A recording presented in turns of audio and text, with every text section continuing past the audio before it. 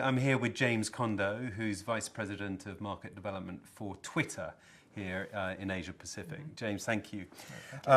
So you've just got off stage. It was a very interesting discussion you've been having. I wanted to sort of start off on quite a broad theme, which is, Twitter has had, significant impact on a number of very important global events. And I'm wondering whether you could just talk about what's the impact that you think Twitter's had on sort of society in general? I mean, what's the most significant thing?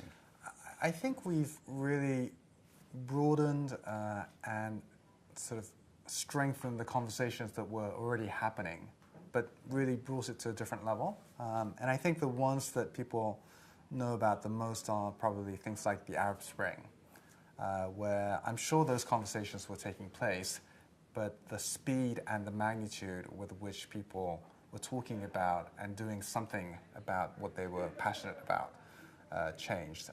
Another example is probably the Japanese earthquake. People always want to help in disasters, and people who are stranded always want to ask for help. There wasn't a platform that allowed tens of millions of people to connect every second around those needs. So I think what we're seeing is really an expression of everyone's sentiment. We like to call it like the pulse of the planet. What does the product development discussion within Twitter, is there a process, or do you just simply look at how consumers are using your platform and then try to offer up advice to brands to say, well, if you look at what consumers are doing, that's what drives success? Yeah, I think you've hit a very important point about Twitter, which may be quite different from other products in the sense that a lot of our innovation, or I'd like to say most of our innovative users have come out of users who rely on our very simple platform. And we'd like to keep it very, very simple so you can have that innovation. We don't want to create like 60,000 buttons so that you can fit into one of those buttons, because we know that when unexpected things happen, people create all kinds of new ways to adapt to that situation. We think that restriction and simplicity actually opens up the creativity, because you need to get creative. Final question is about the opportunity for brands. And for those brands that are looking at Twitter, sort of scratching their heads thinking, I'm not too sure how to use it, I can use promoted tweets. What are your kind of key bits of advice for how they can get involved with Twitter as a platform to build their brands?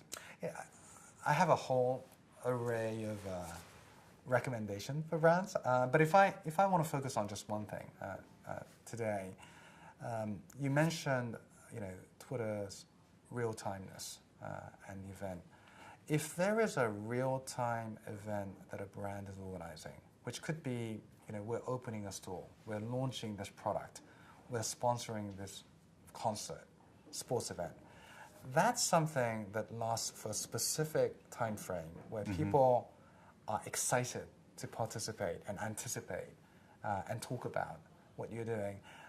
To me, that's the epitome. I mean, that's the perfect Twitter moment because there is a buzz and there is a larger conversation about your brand that you want to engage in. And Twitter allows you not only to listen to them, but to engage in them and participate and sometimes shape that conversation.